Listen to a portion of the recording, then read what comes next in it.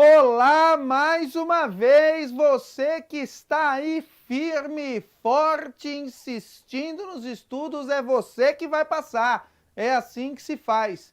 Vamos lá, tocar para frente. Estamos estudando a Resolução 185 de 2013 do Conselho Nacional de Justiça, que trata do processo judicial eletrônico. Então vamos continuar falando sobre esse tema e agora nós vamos falar do funcionamento do sistema. Vamos lá, pegando no artigo 13.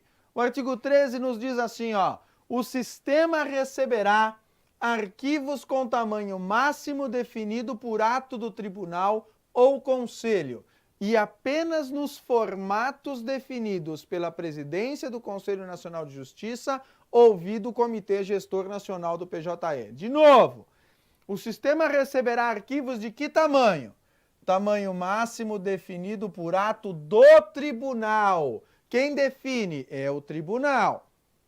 E apenas nos formatos definidos pela presidência do CNJ, ouvido o Comitê Nacional do PJE. Parágrafo 1º. O tamanho máximo de arquivos definido por cada conselho ou tribunal não poderá ser menor do que 1,5 megabyte. Então, ó, o tamanho máximo de arquivos definido por cada conselho ou tribunal não pode ser menor do que 1,5 megabytes. Cuidado com isso aqui em questão de prova, hein? Isso aqui em alternativa de prova é ótima. Não poderá ser maior, não poderá ser menor, 1,5 megabyte, 1,5 kbyte, 1,5 gigabyte. Cuidado com isso aqui na hora de ver as alternativas da prova. Presta muita atenção como é que aquilo está escrito. Né? Você tem que estar muito concentrado no que você está fazendo para não se atrapalhar. Porque às vezes uma alternativa que é fácil pode te derrubar. Então presta muita atenção. Parágrafo 2º. Na hipótese de capacidade postulatória atribuída à própria parte, o que é a capacidade postulatória? É a possibilidade de fazer pedidos em juízo, né? Possibilidade de fazer pedidos ao juiz. Normalmente, quem tem capacidade postulatória é o advogado. Capacidade postulatória é a capacidade de formular pedidos ao juiz. Normalmente é atribuída apenas ao advogado. Continuando aqui, ó. Na hipótese de capacidade postulatória atribuída à própria parte, então, quando a própria parte puder praticar o ato, não precisar de advogado, que acontece, por exemplo, no juizado especial civil, a prática de ato processual será viabilizada por intermédio de servidor da unidade judiciária destinatária da petição ou do setor responsável pela redução a termo e digitalização de peças processuais. Então, se eventualmente for a própria parte que for formular pedido, que acontece, por exemplo, como eu falei, no caso do juizado especial, que acontece, por exemplo, no caso dos chamados alimentos de balcão, né? Quando a parte vai direto ao cartório, vai direto à secretaria e lá formula o pedido de alimentos diretamente, como é permitido pela lei, nestes casos, como é que vai funcionar? E a capacidade postulatória atribuída diretamente à própria parte, sem advogado. Então, toda vez que a parte puder agir sem advogado, como é que funciona? A prática do ato processual será viabilizada por intermédio de servidor. Servidor, aqui nós estamos falando do servidor do judiciário, né? Funcionário público. Tem nada a ver com servidor computador. Viabilizada por intermédio de servidor da unidade judiciária destinatária da petição. Ou por servidor do setor responsável pela redução a termo e digitalização de peças processuais. Então a parte vai lá ao juízo, por si mesma, naqueles casos que a lei lhe permite, e aí um funcionário do cartório, um funcionário daquela vara, funcionário daquele órgão destinatário da petição, ele vai tomar a termo aquelas declarações, o pedido, e vai digitalizar e juntar aos autos digitais, ok? Parágrafo 3º.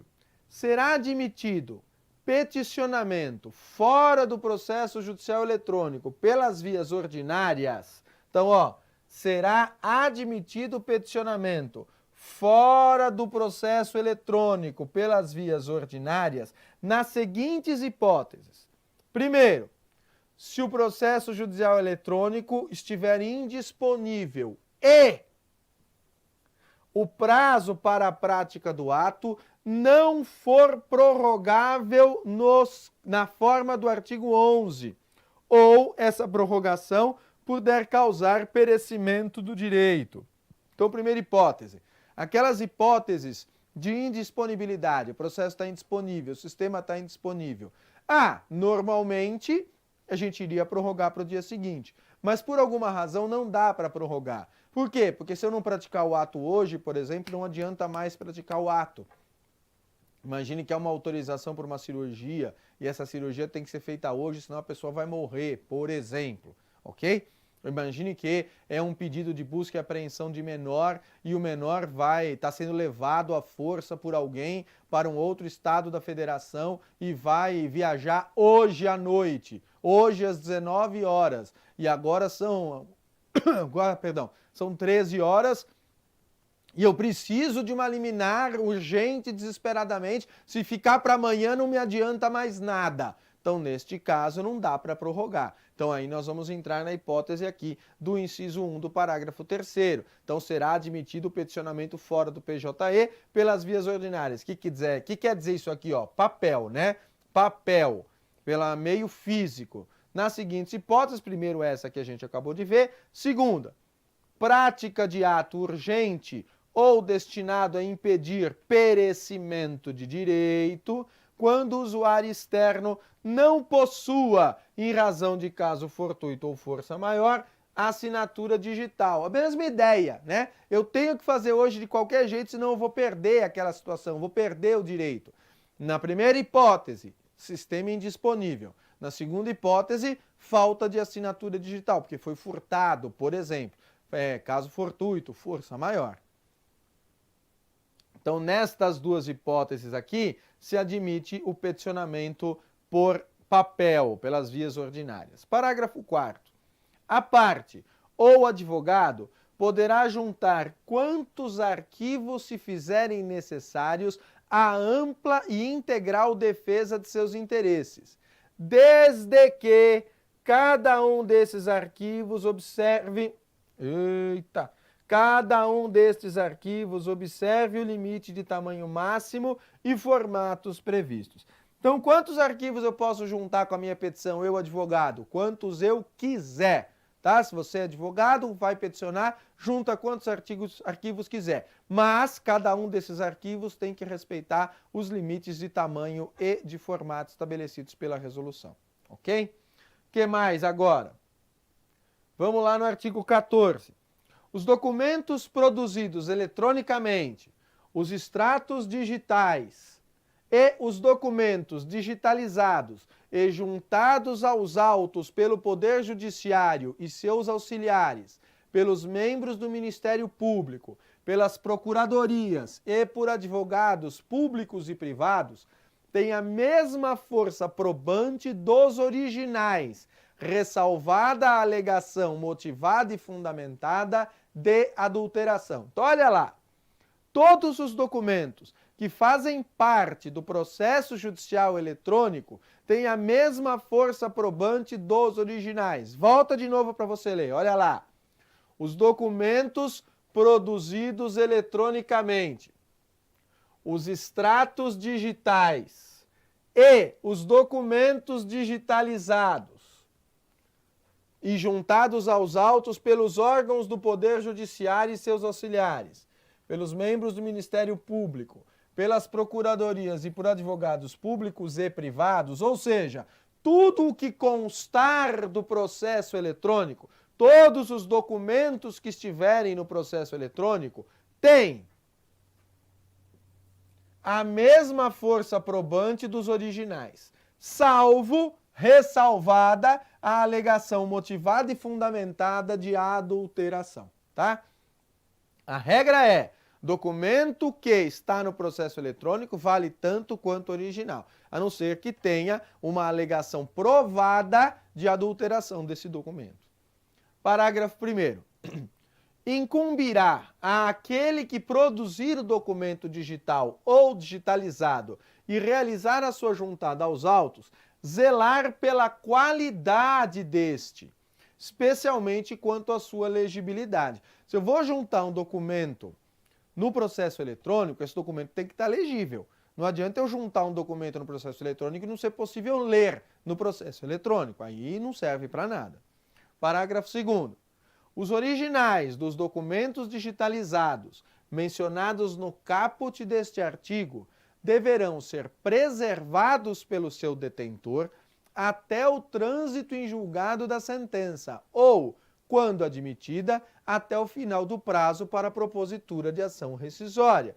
Então, os originais dos documentos digitalizados devem ser preservados até o trânsito em julgado da sentença, ou, quando admitida, até o final do prazo para a propositura da ação rescisória. Por quê? Porque se houver um questionamento acerca da validade, acerca de eventual adulteração do documento, eu tenho o documento original para provar. Então, eu tenho que manter em meu poder o documento original. Parágrafo 3º. A arguição de falsidade do documento original será processada eletronicamente na forma da lei processual em vigor. Então, uma eventual arguição de falsidade do documento original é processada como qualquer alegação de falsidade, exatamente da mesma forma que qualquer outra. Parágrafo 4º. Os documentos cuja digitalização mostre-se tecnicamente inviável, os documentos cuja digitalização mostre-se tecnicamente inviável, por quê? Devido ao grande volume, grande tamanho, formato, ou por motivo de ilegibilidade, deverão ser apresentados em secretaria no prazo de 10 dias, contados do envio de petição eletrônica comunicando o fato. Após o trânsito em julgado, os referidos documentos serão devolvidos, incumbindo-se a parte de preservá-los até o final do prazo para a propositura de ação rescisória, quando admitida. Então, toma cuidado aí. Vamos imaginar que eu tenho um documento e esse documento não tem como digitalizar. Por que não tem como digitalizar? Não tem como digitalizar porque ele está ilegível. Vai ficar ilegível se ele for escaneado. Ou então eu estou falando de uma planta que tem 4 metros por 12. Não tem como digitalizar isso, é impossível. E aí? Aí eu vou ter que fazer uma petição informando ao juízo, olha, não é possível digitalizar por causa disso. Peço para entregar o original na secretaria. E aí? Aí eu tenho prazo de 10 dias, está aqui, prazo de 10 dias para entregar o original. E aí? Aí o original vai ficar guardado lá no cartório, guardado lá na secretaria, esperando até o trânsito em julgado. No final, ele é devolvido para o seu proprietário, para a parte que o juntou. Parágrafo 5º. O usuário deve assegurar que os arquivos eletrônicos que envia ao PJE estejam livres de artefatos maliciosos. Vírus, né, gente? Artefatos maliciosos, vírus. Podendo o sistema, caso constatada a presença desses artefatos, rejeitá-los de plano, informando ao usuário as razões da rejeição com efeito de certidão. Então você vai subir um arquivo no processo digital, não pode ter vírus nem nenhum outro tipo de conteúdo malicioso. E se tiver e o sistema perceber, ele pode impedir imediatamente e comunicar a você por meio de uma certidão, porque aqui você não vai conseguir subir aquele arquivo, certo? O que mais que a gente tem aí? Artigo 16. Os documentos que forem juntados eletronicamente em autos digitais e reputados manifestamente impertinentes, não tem nada a ver com o assunto, pelo juízo, poderão ter observado o contraditório, sua visualização tornada indisponível por expressa determinação judicial. Antigamente, quando a gente falava de processo físico, quando era processo físico, o que acontecia? Se tivesse um documento que não tem nada a ver com o assunto, que fosse impertinente, que não pertencesse àqueles autos, o juiz mandava simplesmente retirar dos autos, mandava tirar o documento. Agora, como você está falando de processo digital, não tem como tirar o documento. É impossível, né, excluir dos autos aquele documento. Então, o que a gente faz? Uma maneira de excluir, como diz aí a resolução, é você tornar impossível de visualizar. Você impede a visualização do documento, é como se ele não existisse.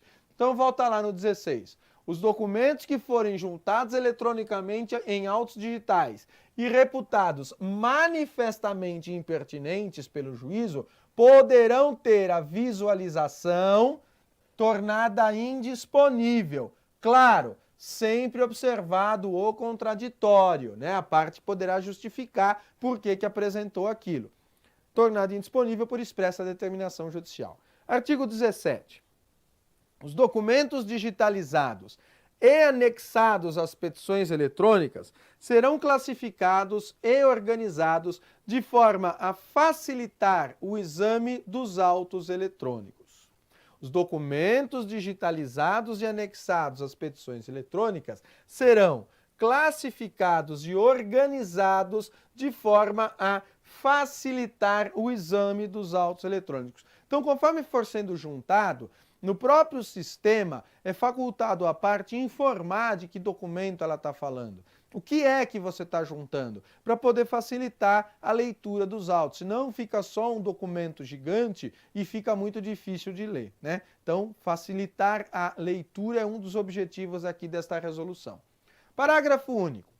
Quando a forma de apresentação dos documentos puder ensejar prejuízo ao exercício do contraditório e da ampla defesa, deverá o juiz determinar nova apresentação e a exclusão dos anteriormente juntados. Então, quando, pela maneira como foi apresentado, tornar difícil a leitura pelo outro lado, for complicada a compreensão, e isso prejudica o contraditório ou a ampla defesa, o juiz pode mandar que seja juntado novamente para facilitar a leitura, é o que está aí no artigo 17. O artigo 18 nos diz o seguinte: os órgãos do Poder Judiciário que utilizarem o processo judicial eletrônico manterão instalados equipamentos à disposição das partes, dos advogados e interessados para consulta ao conteúdo dos autos digitais, digitalização e envio de peças processuais e documentos em meio eletrônico. Então é claro, né, gente, ó, o órgão do Poder Judiciário utiliza o PJE, utiliza o processo judicial eletrônico. Mas e aí? Se o órgão lá, o tribunal, resolveu usar o processo judicial eletrônico e eu não tenho condições de ter acesso a computador, por exemplo, como é que eu fico? Eu não vejo o processo? Problema meu? Mas afinal de contas o processo não é público? Ah, então o tribunal tem que deixar à disposição meios para acesso ao processo, é o que diz o artigo 18.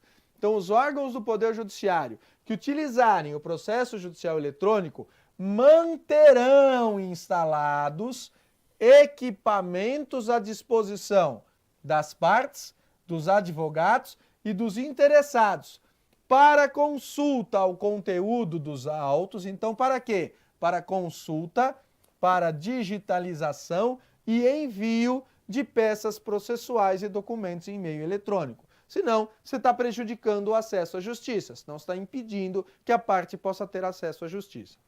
Parágrafo 1º. Para os fins do caput, então para os fins dessa disponibilização aí, os órgãos do Poder Judiciário devem providenciar auxílio técnico presencial às pessoas com deficiência ou que comprovem idade igual ou superior a 60 anos.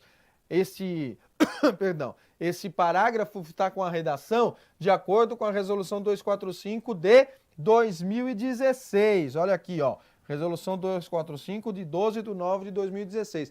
Fica atento a isso aí, porque é uma mudança relativamente recente, boas chances de aparecer em prova, tá? Porque é uma modificação de redação relativamente recente. Volta lá. Para os fins do caput, os órgãos do Poder Judiciário devem providenciar auxílio técnico presencial a quem? As pessoas com deficiência ou que comprovem idade igual ou superior a 60 anos. Parágrafo 2º. Os órgãos do Poder Judiciário poderão realizar convênio com a Ordem dos Advogados do Brasil ou outras associações representativas de advogados, bem como com órgãos públicos para compartilhar responsabilidades na disponibilização de tais espaços, equipamentos e auxílio técnico presencial. Então, pode eventualmente não ser o próprio tribunal que vai disponibilizar esses equipamentos, né? Mas ele pode fazer um convênio com a OAB ou com outras entidades representativas de advogados. Isso é extremamente comum, né? Você vai no fórum, tem lá a sala da OAB, que serve para quê? Para que o advogado possa ter acesso ao processo, possa peticionar, possa digitalizar documento, tudo o que é necessário para poder dar andamento no processo, ok? Então aí vimos o funcionamento do processo, alguns requisitos, mas não acabou ainda, acabou esse bloco aqui, mas a gente continua tratando dessa mesma resolução que fala do processo judicial eletrônico em um outro vídeo que já já você vai assistir. Até daqui a pouco.